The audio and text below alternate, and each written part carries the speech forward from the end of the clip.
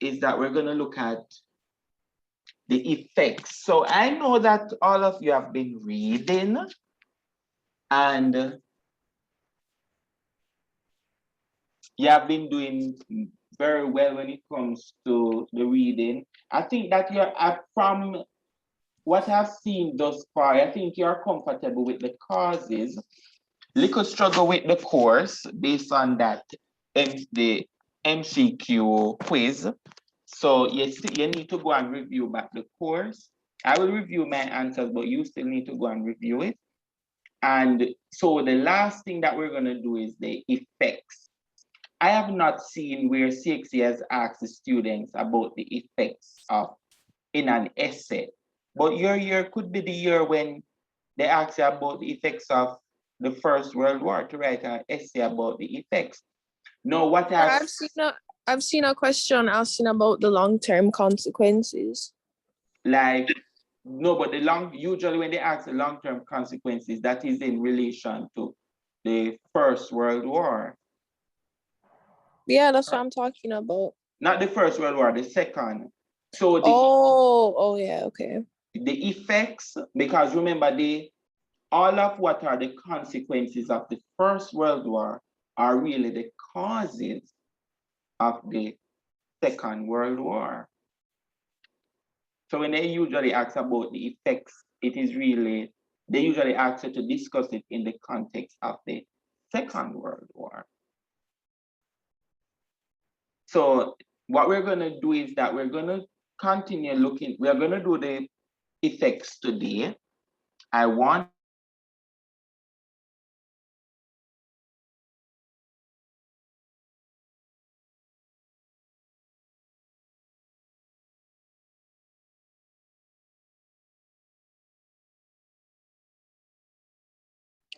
Hello? Hello? Hello? I think he Yeah. checked out. Yeah, I'm not hearing him. I thought it was me, Mom. Sir, are you there? Yeah, I don't think Sir, he's come here. here. I'm Wi-Fi. Yeah. But it's still recording. That. Oh, yeah, wait, no. Like him. Oh, see there, Daniel, you're now the Yeah, host. Wi-Fi. One that Daniel. All right, so we're gonna be doing the effects of World War I and How is it still recording? So I don't want to say the first effect because then Mr. Hall is gonna be like, oh, it was the first world effect of the world. So I'm just gonna mention the ones that I passed in I remember the reading. mother come watch the recording. So if the class can recall any effects from their reading to start the discussion, we can go ahead. I thought you were going to lead it, Daniel. Okay, I'll give you guys a hint. One of the major effects is a revolution that starts with R. Russian Revolution.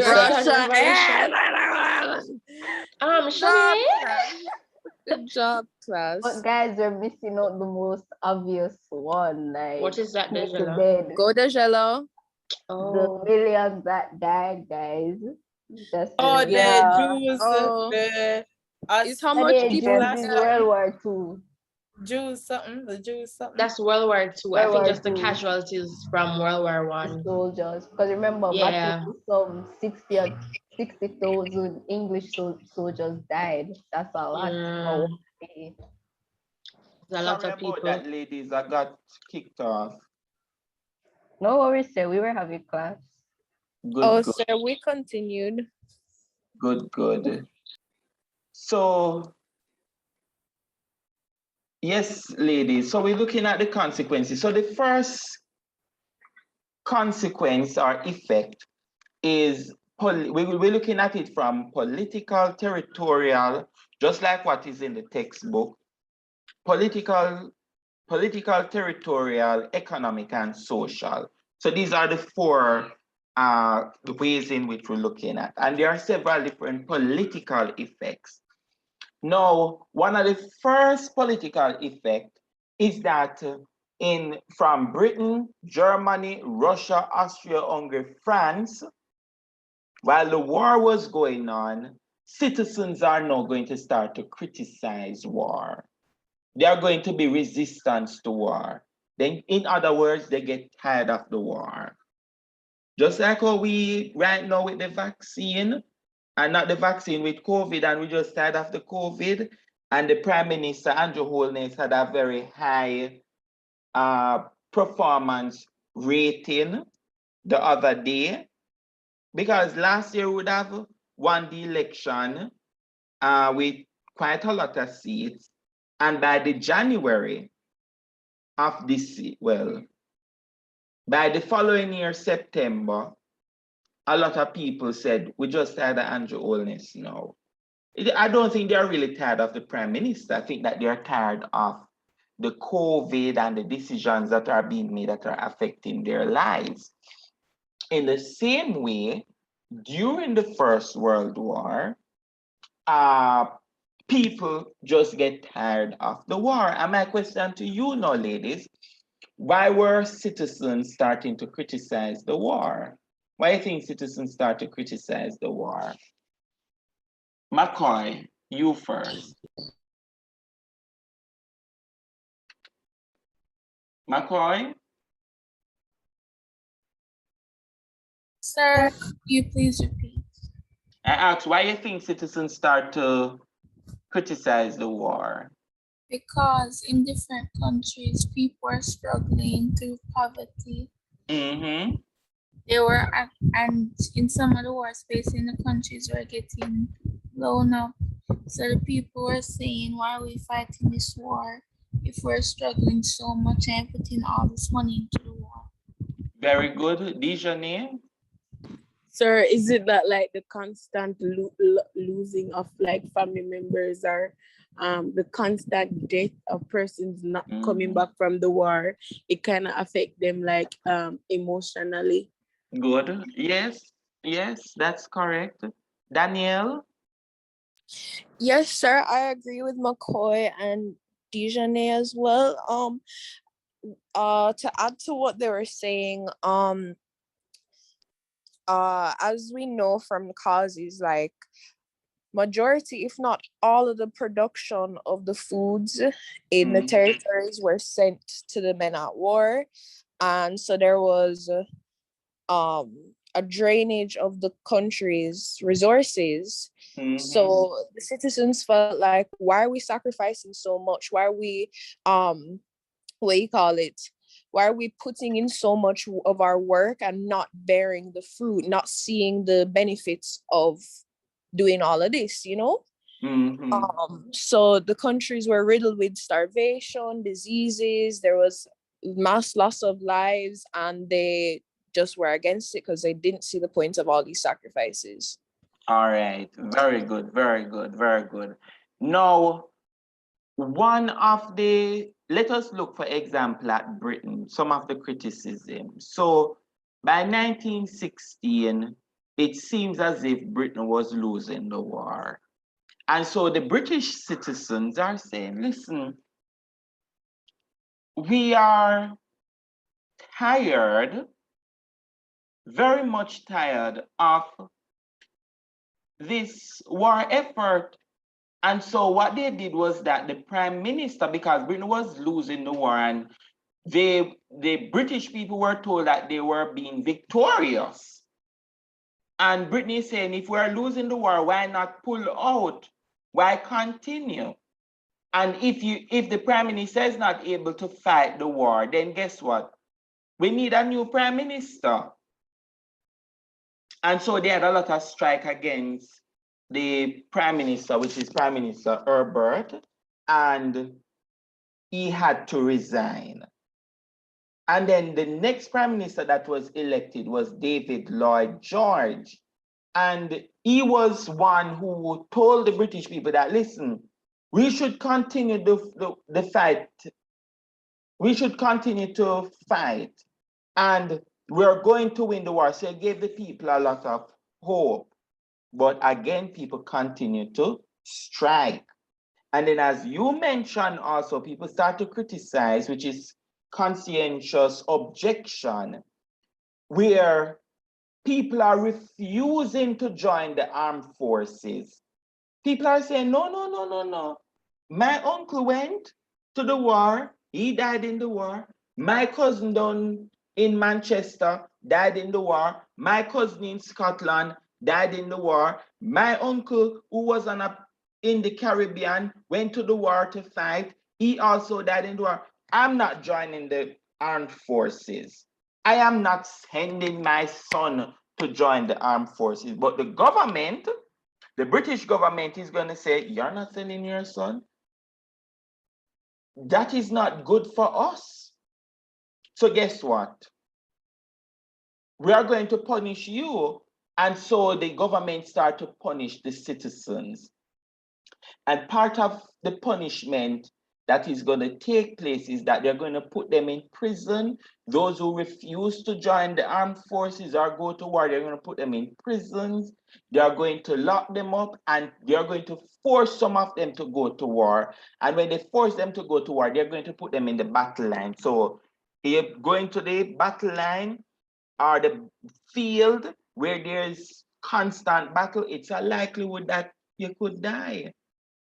And so people are constantly objecting to the fact, they are criticism. Not only that, but they are unrest in the colonies. You have a lot of people in Africa and the Caribbean. People are complaining about the war efforts. I know it is affecting them and all the different resources they have to send. People who is in the mahogany trade in the Caribbean saying that we can't sell our mahogany to who we want it. We're sending all our mahogany to England to fight war. This makes no sense. We're sending all our food. And so people are criticizing. So there's increased criticism. And if you're talking about increased criticism, so you could say one political effect of this First World War was that there was increased criticism and resistance to the continuous battle.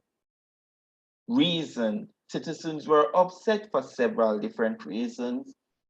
One example was in Britain, where the prime minister had to resign because there were constant strikes. He gave examples, and also citizens refused to join the armed forces, which historians call conscientious objection.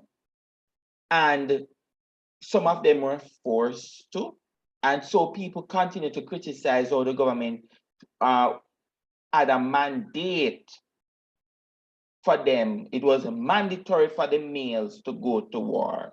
Just like how people today are against the vaccine, mandatory vaccination. Right? And so we use our example of Britain, but you continue, you tell the examiner, but it's not only Britain that had a problem, but in Germany.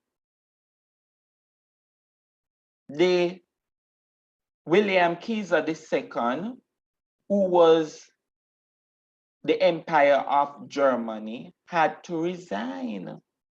He was dethroned because citizens were criticizing that Germany was putting too many resources into war and neglecting the people. And not only in Germany that citizens were criticizing or resisting the war, but in Russia, where they had quite a lot of food and fuel shortages, there were heavy casualties. In fact, the German government at the time, the Tsar Nicholas II, promised the citizens of Russia that they were going to be victorious in the war. And on the Eastern Front, Germany was giving Russia licks left, right, and center. Germany was losing the war on every side. And as a result of that, the Romanos family, who ruled Russia from 1613, that rule of that family, the Tsar, came to an end by 1918, came to an end. And so in Petrograd, which was a city in Russia at the time, almost every day there was strikes. They were striking for food. They were striking for better working condition. They were fighting for more salary. They were fighting for almost everything. They were fighting against the government. And so we are seeing where there's strong resistance to the war. Britain had it, Germany had it, Russia had it, even a new leader by the name of Vladimir Lenin emerged, and he started a party that was called the Bolsheviks Party. And the mantra or his slogan was peace, bread, and land. Peace meaning it is time for Russia to have peace. It is time for Russia to leave the war. Bread, people hungry, people want bread. Land, people need land. Peace, bread, and land. And that led to them signing a treaty with some of the powers that gave away some of Russian land in order to get peace. So people criticizing, even Tsar Nicholas II, he was assassinated. Then Austria-Hungary, it was not only Britain, Germany, and Russia that had problem, but the Serbs in Austria-Hungary, they rose up against the empire, and that led to the breakup of the empire. And not only Austria-Hungary that had problems, but France also had issues, because they started to criticize the government of France, that a lot of the resources were being put into war. People from Britain, Germany, France, Austria-Hungary, Russia, all of these territories, they start to criticize the war effort. And they are showing it. Another perfect example,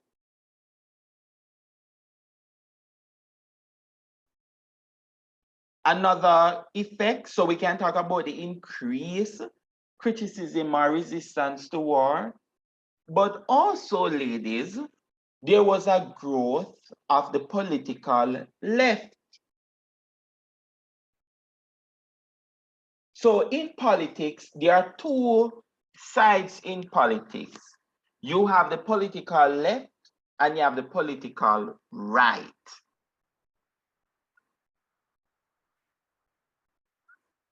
So the old belief about the political left, and what I'm going to do is that I'm going to show you a video right now about the difference between the political left and the political right, knowing that at this time, most of Europe was ruled by right-wing governments.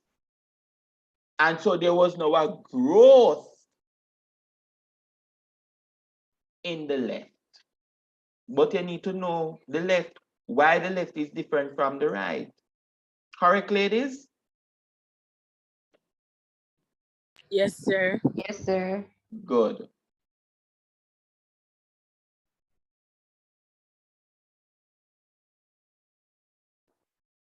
So allow me to bring up the video.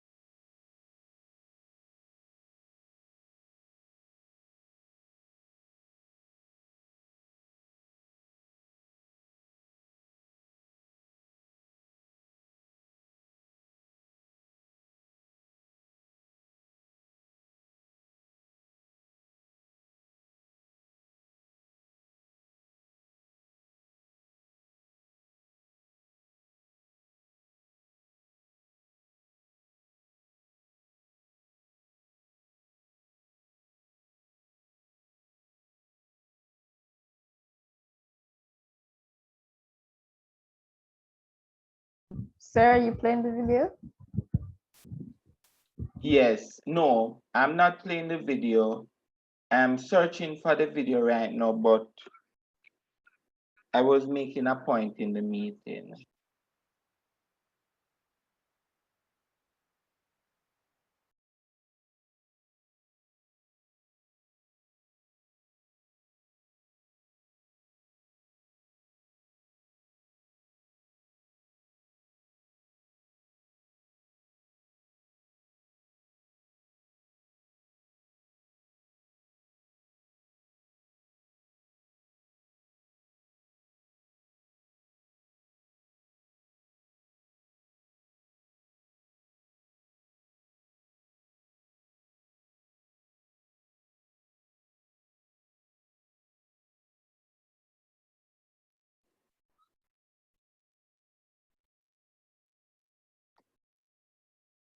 Are you seeing it now, lady? This is Joe. Say hi, Joe. Hi. He's a project manager. A great one, Yes, I might sir. add. Yes, I am. But he wanted to be greater. He just needed a new project management tool. Yeah, So he got ClickUp. Now he's Employee of the Month. it's true.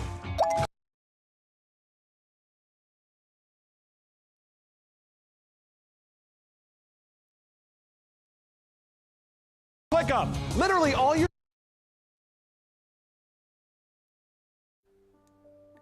Hey, it's Dan Zimmerman. Welcome to Illustrate to Educate. Don't forget to subscribe for weekly, objective videos on topics that matter.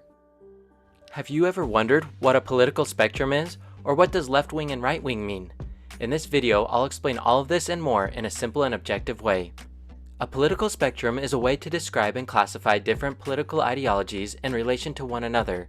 These positions can be mapped out on a single geometric axis or two-dimensional axes to help represent and describe different political ideologies. You can think of it kind of like a map or a compass. Keep in mind, there are several versions that exist out there. One of the most common is the left to right spectrum. It originated from the seating arrangements in the French Parliament after the French Revolution from 1789 to 1799. Those on the left, called radicals, supported the revolution, while those on the right, called aristocrats, supported the monarchy. Later, we'll look at how that translates into the terms left wing and right wing that you commonly hear used today. First, let's take a look at where the political spectrum is used. You'll find the terms within the political spectrum used in much of the media today, as well as in speech and writing among journalists, broadcasters, economists, and in academics as well as politicians. Someone's position on the political spectrum is typically discussed in terms of where they are positioned relative to the center. In political talk, you'll often hear people use the political spectrum to signify a person or policy while trying to find common ground. For example, a politician might be accused of being too left-wing, or a media outlet might be known as right-wing media. So what exactly does left and right mean? Let's take a look at that next. The left-right political spectrum is used to describe political positions, ideologies, and parties, from social equality and progressive ideologies on the left to social hierarchy and conservative ideologies on the right.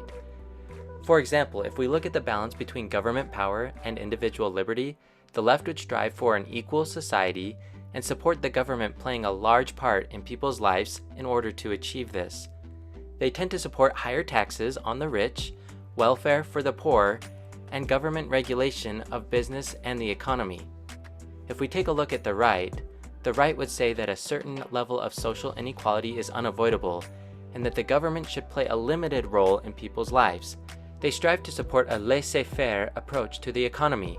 Laissez-faire is a French term which roughly translates as leave things alone. Those on the right believe that less business regulation will help innovation and lowering taxes on businesses will help them grow. Now, let's look at some political theories and where they sit on the left-right spectrum. When looking at political theories like communism and socialism, it would be placed in differing degrees on the left because they support social organization that is owned or regulated by the community or government.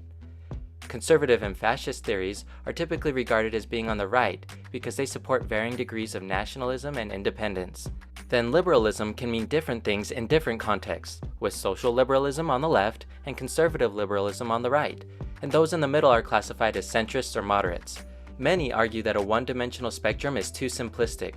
Hans Eysenck, a German-born British psychiatrist, made a model that added a second axis to the political spectrum with authoritarian and democratic dimensions to better place political theories. Next, let's look at a couple examples of policies and where they are positioned on the spectrum. An example of a policy on the left would be Sweden's Parental Leave Act in 1974. Sweden became the first country in the world to introduce parental leave that could be split between two parents of a child. It was pushed forward by the Social Democratic Party, which is known to pass progressive policies on social change. An example of a policy on the right would be the United States Tax Cuts and Jobs Act in 2017, which reduced tax rates for businesses from 35% to 21%. It was implemented by the Republican Party, which generally supports laissez-faire economics. What about political parties? On the left wing, you'll find parties like the Democrat Party from the United States, the Green Party from the United Kingdom and the United States, the Labour Party from the United Kingdom, and the Socialist Party from France. Right-wing parties include the Republican Party from the United States, the Constitution Party from the United States, the Conservative Party from the United Kingdom, and the Law and Justice Party from Poland. And lastly, the Libertarian Party can be placed on the left or the right depending on the topic. It's important to remember that it's not all black and white. Not all principles, laws, political parties, or politicians can be neatly classified as left or right wing, as most will include elements of both. Likewise, politicians, even those who describe themselves as being left wing or right wing, will often support one or two principles from the other side of the spectrum. For example, many policies for both the Democrat and Republican Party could be considered right or left wing. Likewise, a political party might become more left or right wing depending on its leader at the time. It's always worth checking out the party's actual platform before making up your mind on who to vote for. Now you might be wondering, why does any of this matter? It's useful to have an understanding of the political spectrum for a number of reasons. Reason number one, it can help you recognize bias in the media because it might influence how they present certain people and events. Reason number two, it can help you to reflect on your own bias, whether you lean more towards the left or the right, and it might impact how you view politics in general. And reason number three, it can help you to understand why a new policy or law is being supported depending on the political party behind it. Did you enjoy this video? Hopefully you were able to better understand the political spectrum. Please like and share the video, subscribe to Illustrate to Educate, and comment on your thoughts about where you think you fit on the left-right spectrum. All right, ladies. So from the video, explain to me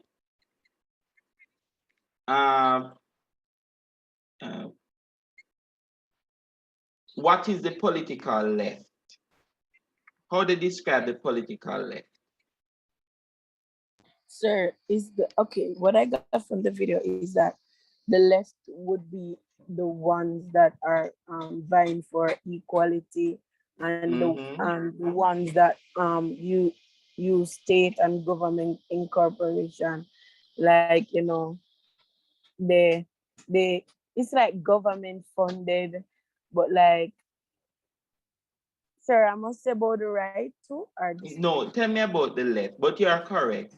Oh yes, so basically it's like most like government powered and funded by the government, and rules and regulations are put forward by the government that everyone has to like follow. All right, good. Anyone else? Left. What do you understand about the political left? The political left would have to do with those who are firm in believing that the government should be doing the right thing for the people instead of taking a hands-off approach, and that they should be making sure that poor people are being able to access welfare, taxing rich people because they deem it as fair since they have all that money. Just generally looking after people and being very involved in looking after them. So setting up systems and putting systems in place so that people essentially have equal rights. All right, yes, so very good. So one of the political theories that they use is that political left tend to be communist and very socialist in their policies. So and both of you are correct, the government need to do something to fix the country. The government has a role to play in it. What do we, when we talk about the political right, what are we talking about? The political right, sir? Mm-hmm.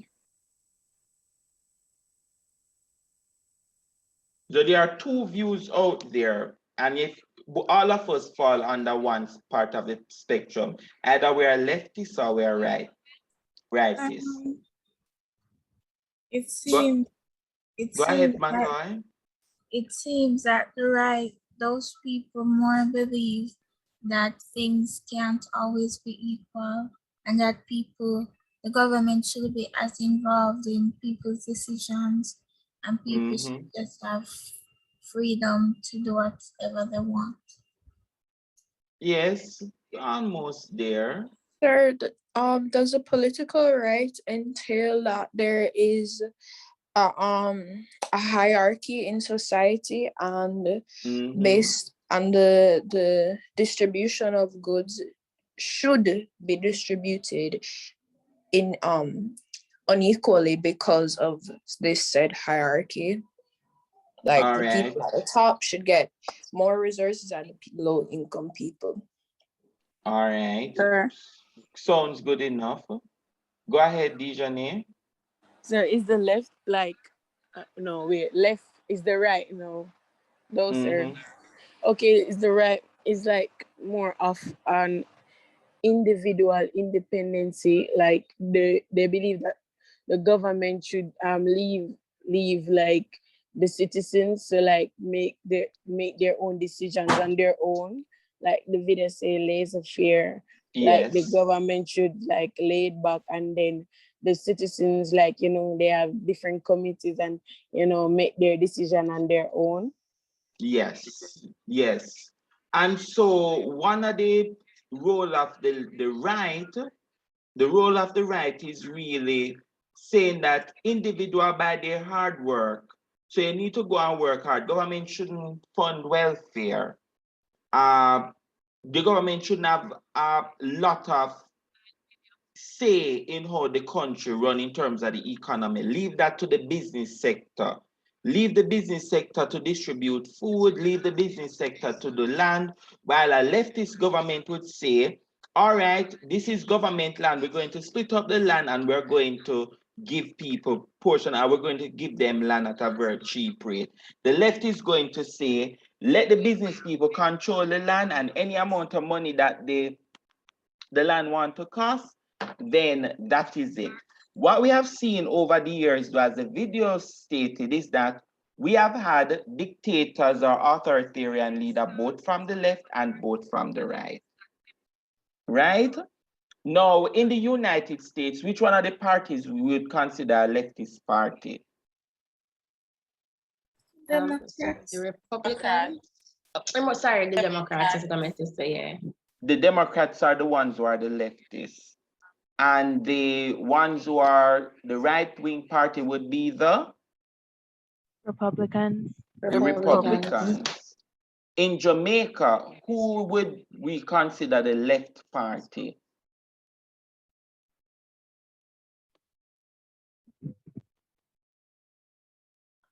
In Jamaica, who would be the left party? JPS. I think it's the. Sir, I think it's like the two of them National Party. Democrats. The left wing. Sir, like it's hard, the like PMP? in Jamaica, I can't tell the difference between the two. because it's too, like I don't even know. I'm leaning more towards. All right, sir. I think the left party. I don't know why I think it's. Wait. I don't know why I think it's If I JLP. had to say, I'd say JLP, the left, and PMP not is because the they right. behave like it, but it just seems like PMP. No, yeah, all right. Wait, sir, but didn't PNP have like Yes. communist stuff like they were in cahoots with the Cuban Fidel? So that's Yeah, why I man, said wasn't like, it? So that would have been the that would left. make them the The left. PNP would have No, been sir, the PNP left. is a Them more left. communist and them more like want equal for everybody. So PMP Yeah, and so Focus JP more on the like on the right. And people. then JLP, Yes. What That be JLP right. does, Because for the well, it seems as if so. It seems as if so. Let us see how they define themselves, because it is very good to know how they define themselves. Let us look at the PMP and see if they define themselves as right wing or left wing party.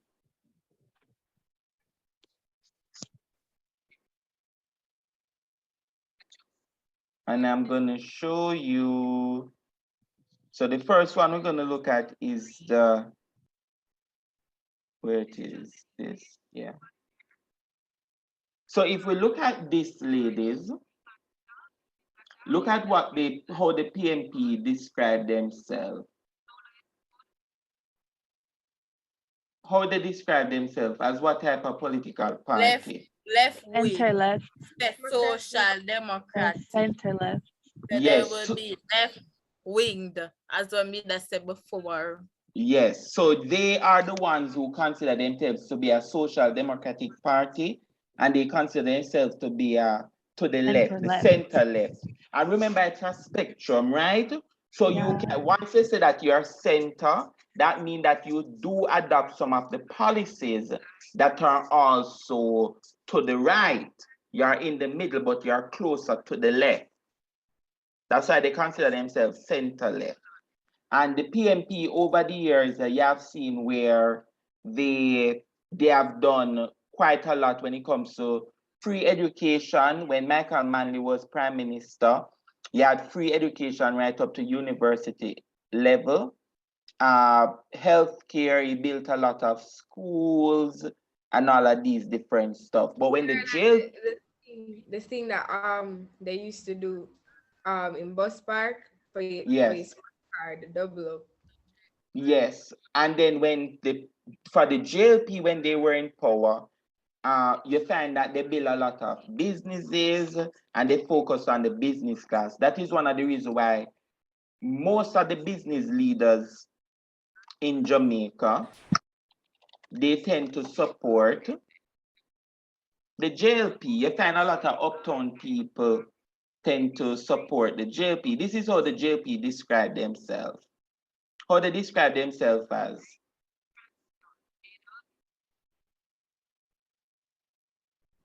center right.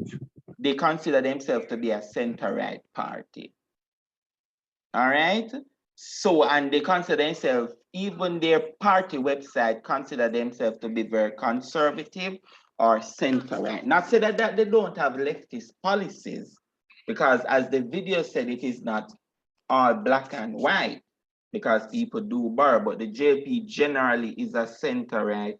Most of the business people are what people consider the uptown people support the JP. Sir, tell me something. Go ahead. Is this political left and political right policies, it's still being it's still going on today? Yeah, man, it still happens. Okay. It still happens. They don't watch CNN and here they use the term political left and right all the time. Yes, sir. During elections that just gone, because that's what my grandma during elections, and the TV never came off CNN. I heard it so much on the news, the left, the right, that they kept using the terms. Evening songs, you heard the terms left and right referred to. Yeah, man. And so when you look at the political left, so what happened now in Europe at the time? So we're bringing it back to Europe. In Europe at this time, there was a growth in the political left because obviously the war had serious socio-economic problems on the people.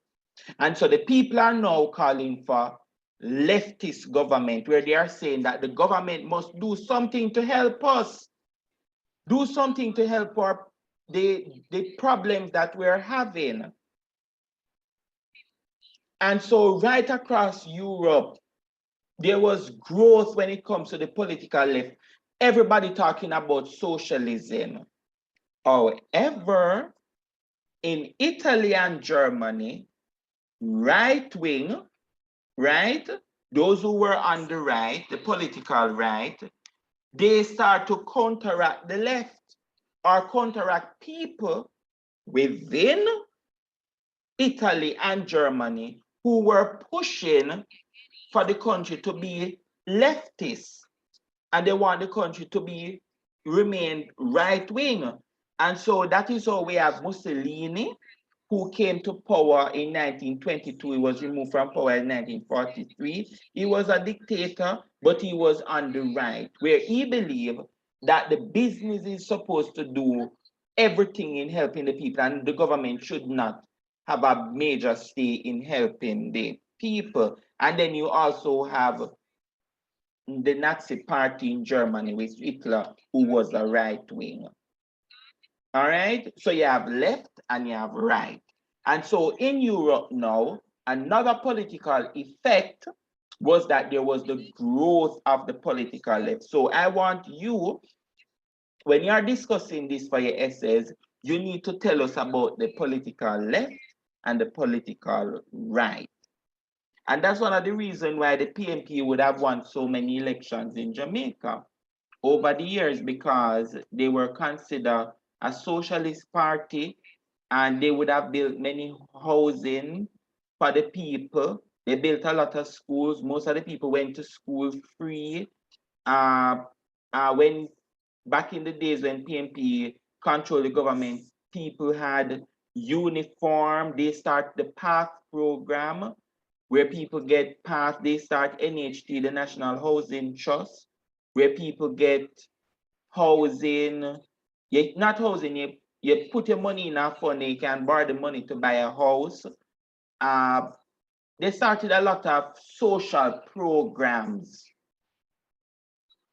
during their time in office. And then the jail team now is saying, you're doing all of those social programs. Yes, social programs are good, but look at our GDP. Our GDP is low.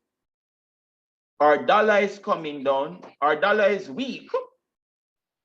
Our business people are being affected by the dollar. Look at it.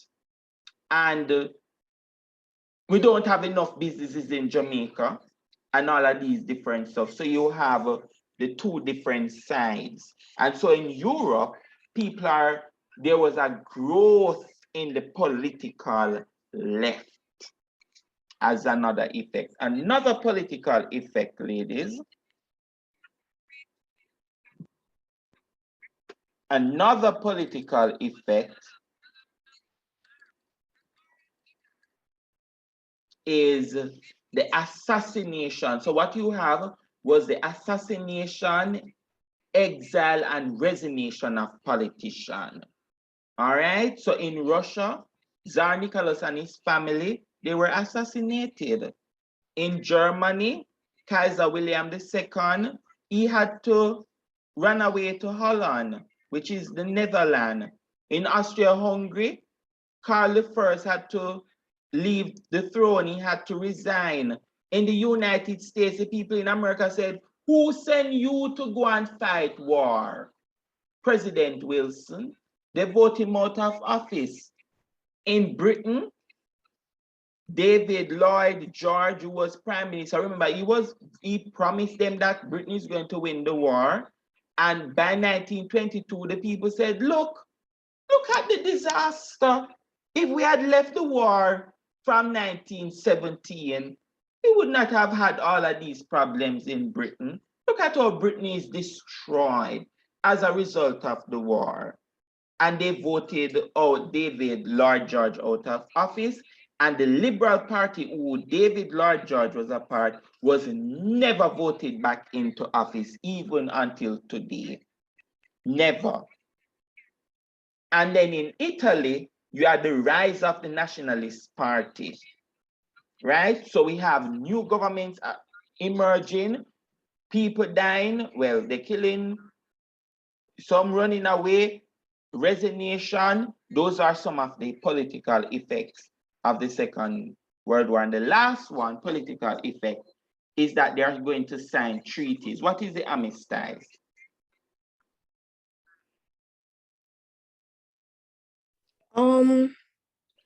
Sir, was that the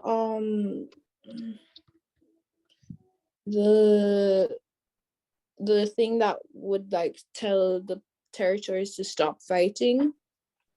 All right, you're good. Yes, good. But guess what? It was another part. It's not to tell the countries to stop fighting, but it was an agreement. It was an agreement that they would stop fight.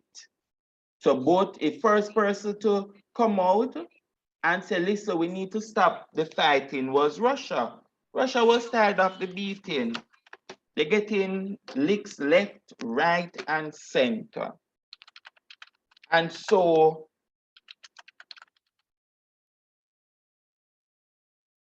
because of that, it was very, very important for them to say that they're going to leave. All right, so let us look at the treaty.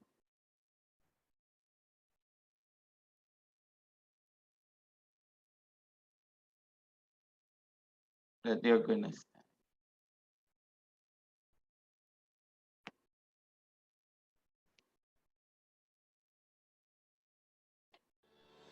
Are you an ambitious individual looking to build a role-winning resume? Study a BA degree and gain. And ladies, I'm begging you, please know about this treaty. They always come up in the document-based question. Hello and welcome to History Pod. On the 3rd of March 1918, the Treaty of Brest-Litovsk was signed between Russia and the Central Powers. The treaty ended Russia's participation in the First World War and was negotiated by the new Bolshevik government. By the winter of 1917, the Russian economy was in tatters as a result of the strain of maintaining the ongoing war effort. Tsar Nicholas II had abdicated in February, but the subsequent provisional government was overthrown in the Bolshevik Revolution later that year after they continued to fight alongside the Entente powers. The Russian Bolsheviks vehemently opposed the war and in return received some support from Germany in their efforts to seize power. For example, the Germans allowed Vladimir Lenin to return from exile in Switzerland in order to lead the revolution against the provisional government. It was after seizing power that Lenin appointed Leon Trotsky as Commissar of Foreign Affairs, but the peace negotiations he led with the Central Powers were fraught with difficulties. The situation was so bad that in mid-February, Trotsky opted for neither war nor peace. By this, he intended Russia to stop fighting, but to not sign a peace treaty. This idea incensed the Germans, who responded by restarting their advance into Russia in Operation Faustschlag. Concerned by this increased speed of the renewed German attack, Lenin threatened to resign if Russia didn't accept the new peace terms that were delivered on the 23rd of February. The final treaty was a humiliation for Russia. She lost approximately 1 million square miles of land, including fertile farmland, natural resources, and industry, as well as approximately a third of the entire Russian population. So notice the effects of the treaty on Russia. They lost land, they lost their part of their population, right? Very, very important. This treaty that they're signing, because Russia is saying that we need peace, they signed the treaty with the other powers and they would have lost a significant portion of their land. So these are some of the areas that was originally part of Russia, that they would have lost to countries like Germany, Austria, Hungary, the Ottoman Empire, and also. However, the treaty was cancelled as part of the armistice with Germany on the 11th of November 1918.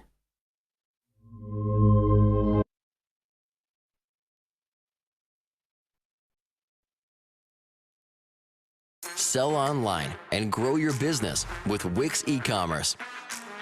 Create a beautiful store. Today's topic is the Treaty of Brest-Litovsk by Darium. This treaty was between Russia and Germany in order to end their feud in World War I. The Treaty of Brest-Litovsk terms 1. Russia had to lose all its western lands to Germany. 2. Russia had to lose 26% of its population. 3.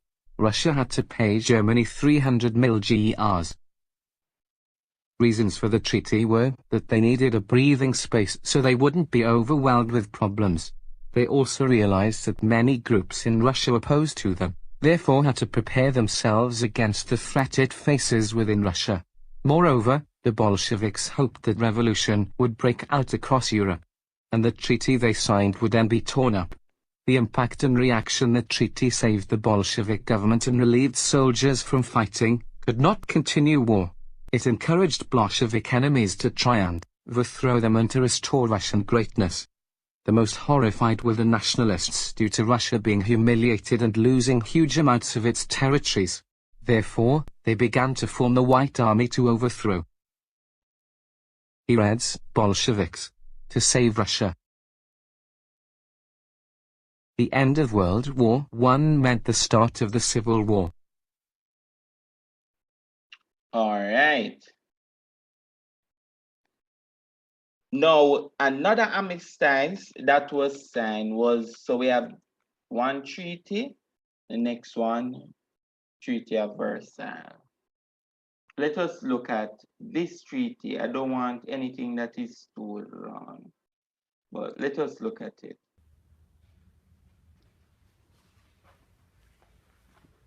Hello and welcome to the first micro-teaching session on Germany between 1918 and 1945. And we're going to start with the Treaty of Versailles.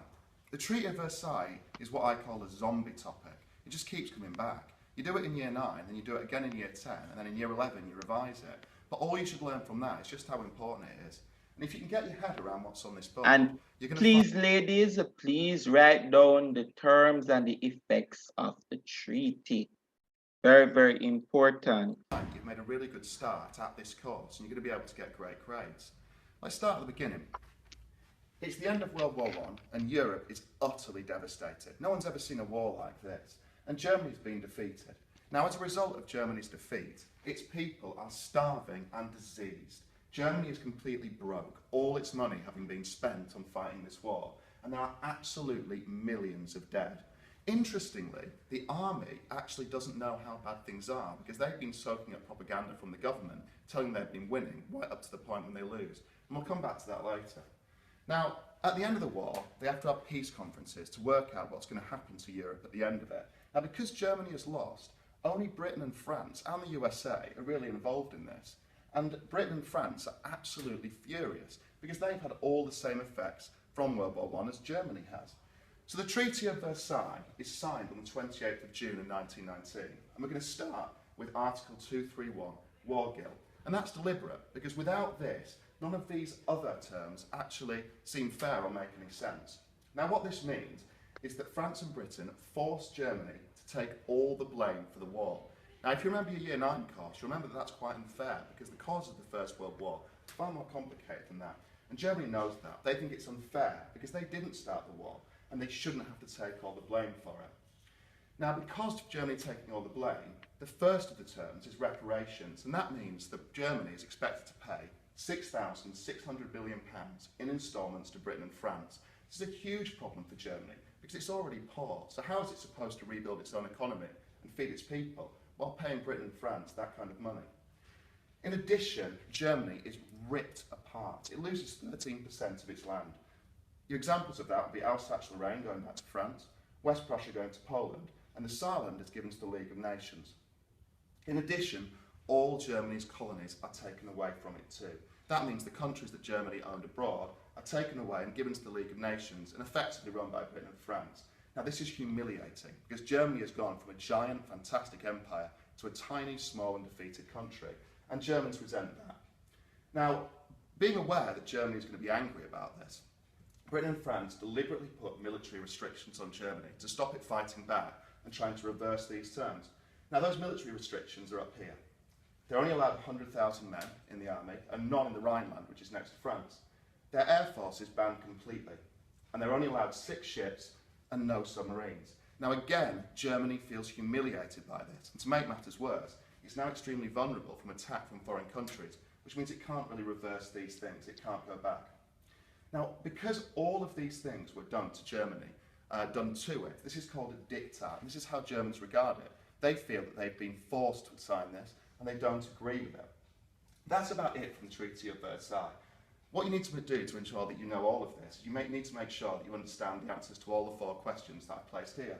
The first of those is just to describe the terms, so you just need to say what those terms was. Don't be lazy, it's not year 9. You need to include the actual examples and the statistics to show the examiner that you know what you're on about. In addition, you also need to be able to explain why Germany resented these treaties. And that's all the things here. So why was Germany so cross about these things?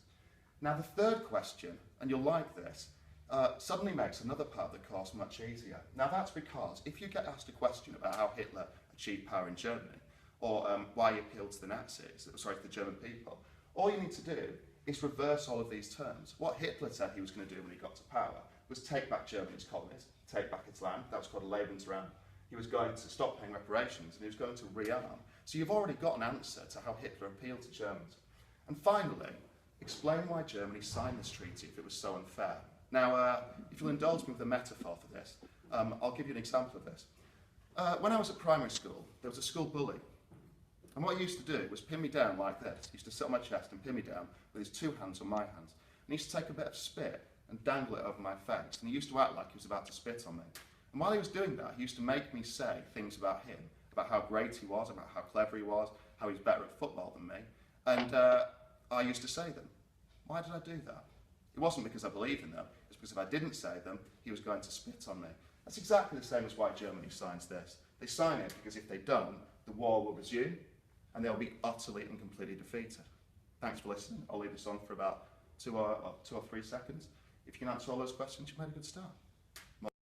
Yes, ladies. So you see some of the things are part of the treaty. They had to pay reparation.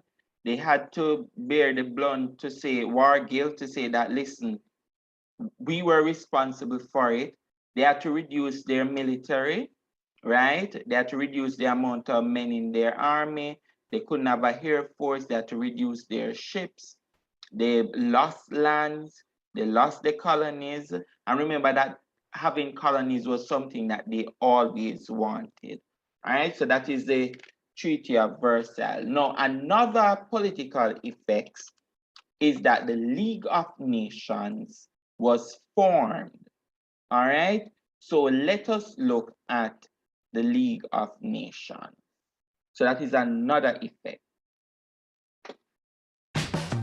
Make every exam your moment with Chegg. Keep a study partner in your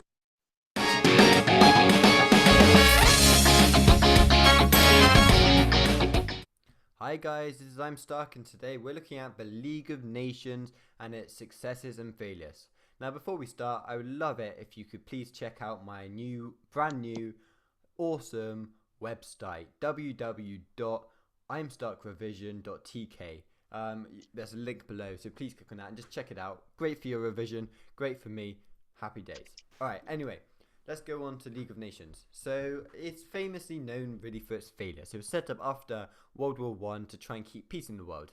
Didn't really do that. However, there were some successes, and we'll start with that first. Let's give it a chance. So, for example, in 1921, the League managed to prevent a war between Finland and Sweden over the Åland Islands. They gave the islands to Finland, and this helped prevent a war between the two countries. And furthermore, after 10 years of work, the League managed to sign an international convention to combat the drugs trade.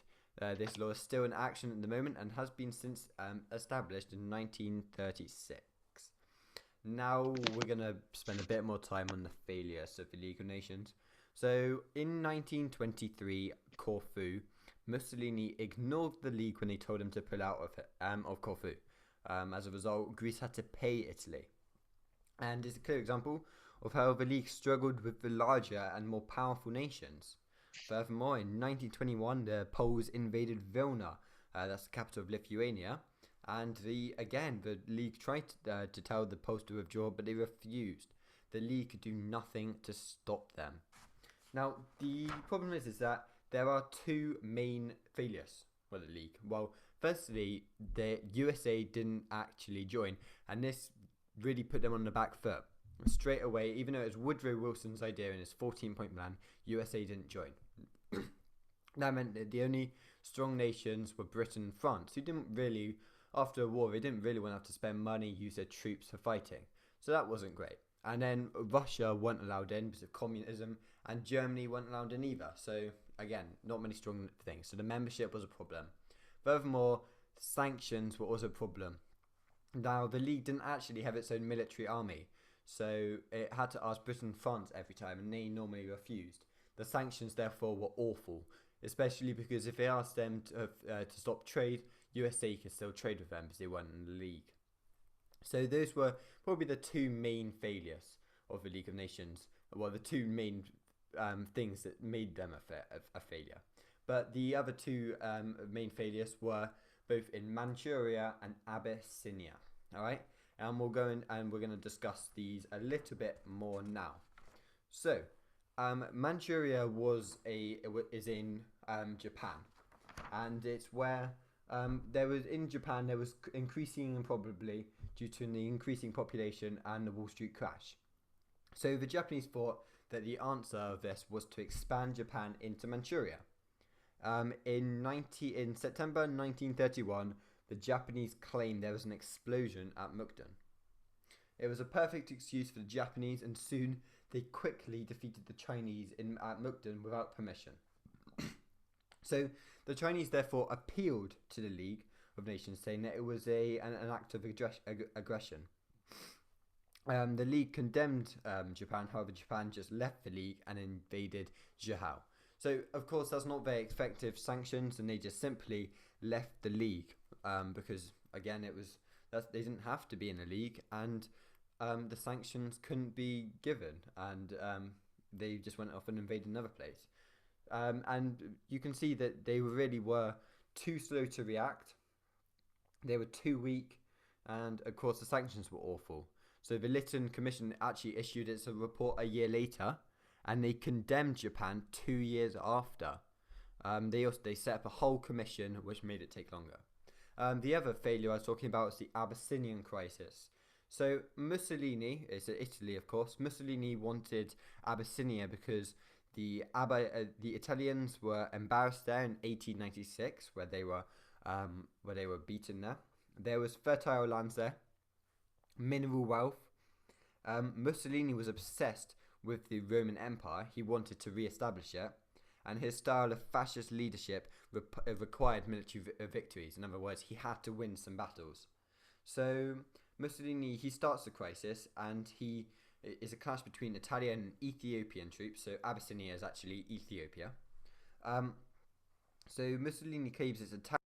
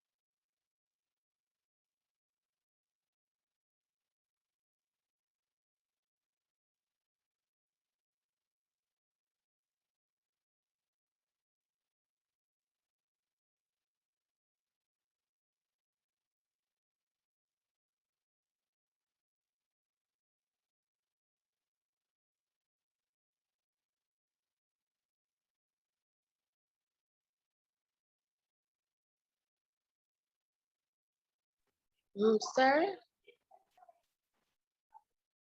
I'm not hearing you, sir, if you're speaking. Your microphone is muted. Oh, sorry, I was speaking, sorry. No, I'm saying that two things is that for the Treaty of Versailles, there are some things that we need to know. One, success. What was the Treaty of Versailles? What were some of the terms of the treaty? And we would have looked at some of the terms under from what the video said, like reparation, loss of land, Germany had to got the blame for the war and all of these different stuff. Then the treaty of, we look at the successes and the failure of the treaty. So you need to know 3 successes, 3 failures of the treaty. The next thing, ladies, is effect of the war on Europe was territorial changes. Territorial changes is that Europe is going to have some new independent states. And some places like Russia and Germany, they're going to lose some lands, right? This is Germany. This was Europe before the war, right? This is Central Europe before the war. This is how the map looked. This is how it looked after the war. So the places like, for example, Serbia, which is Serbia. Remember, Serbia always wanted Herzegovina and Bosnia. They are going to get those territories and here. So they're going to get piece of those territories and they're going to form a new country, which is Yugoslavia. So all of this here is going to be that one country because they always wanted that piece of land. Romania is going to gain some land. Romania is going to gain some land from Russia. So if you notice, they're going to gain some land from Russia, and they're also going to get some land from Austria-Hungary. Notice the size of Austria-Hungary. Hungary would have basically gotten way smaller. Look at Austria-Hungary before, how big it was. Now Austria, look at Austria, same thing. And then a new country going to form, which is Czechoslovakia. Look at this, part of Russia, which is right here, they're going to take away part of Russia to form a new country, which is Poland and other countries. So these are other countries that are going to be formed. So if you look at the map, ladies, what we have seen is that a new countries are going to emerge. France going to gain back Alsace-Lorraine from Germany. Germany lost some lands to form Russia, to form Poland. Russia is going to give up some land to form Russia, so new countries emerge. And I had an activity here to who lost land, so you need to put the countries here and who were the new states that were formed, because they can't discuss about territorial effects without mentioning those points. Another effect is that you're going to have some economic effects, such as because of the war, trade networks are going to be disrupted. The price of goods going to increase in all European countries, and that's what we call inflation. You're going to have shortage of labor, especially in Britain, because most of the males would have died. A lot of the females going to work that the males used to do, can't do it again because some of them come back from war with no foot, no hand, no eyes, they are disabled. So guess what? The females have to be the breadwinner of the family. So the women are going to take over the workplace.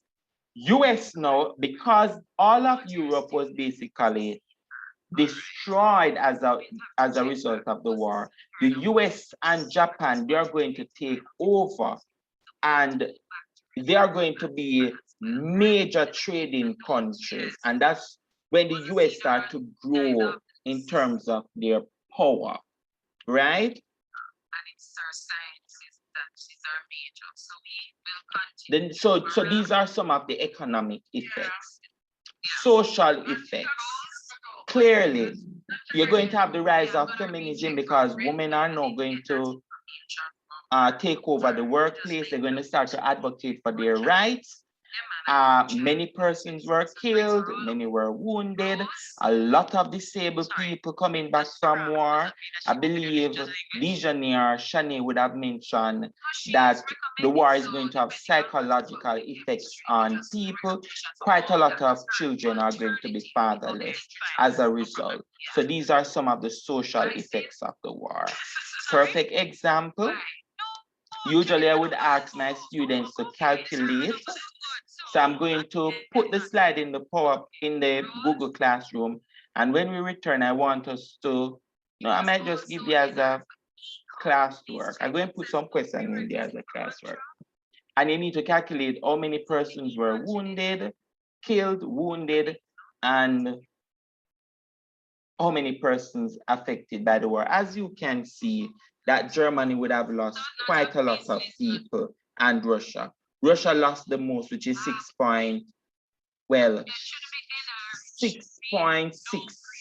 million people were both killed and wounded. In terms of which country lost the most persons, we see that Germany lost the most and also Russia, right? Great Britain lost about 703,000, US 117,000, Turkey 336,000. But Russia and Germany lost quite a lot of people, including Austria-Hungary at 1.2 and the French Empire, which is France and all of her colonies, 1.3 million people. Of those wounded, we can see that Russia also had quite a lot of persons who were wounded. Same thing for Great Britain, 1.3 million. But also Germany and the French Empire also had a lot of wounded people. So the war had quite a lot of effect on the people negatively. All right, ladies. So note how we do it. Political effects, increased criticism, growth of the political left, assassination, exile and resignation of their politician, peace treaties, and out of this we need to look at Wilson's 14 points, and also we need to look at, when we're looking at the treaties, we need to look at the terms, we need to look at their successes and failure. And the next one, their failures. And also, we need to look at the League of Nations. All right, so those are the political effects. Territorial changes, know that who would have lost land and the new states that were formed. Know the economic effects, what happened to Europe, know the social effects, know the amount of persons who were killed. It is estimated that it was between 20 to 30 million persons who were killed. Know the effect, the psychological effect of warfare, the disability, how you have to find new homes to put some of the persons with disability. Mental health institution going to increase significantly. A lot of people coming back from war with psychological effects. Mad. So right, so we have to look at that. And also the rise of feminism. All right, ladies, so that covers the effects of the First World War. Any comments, ladies?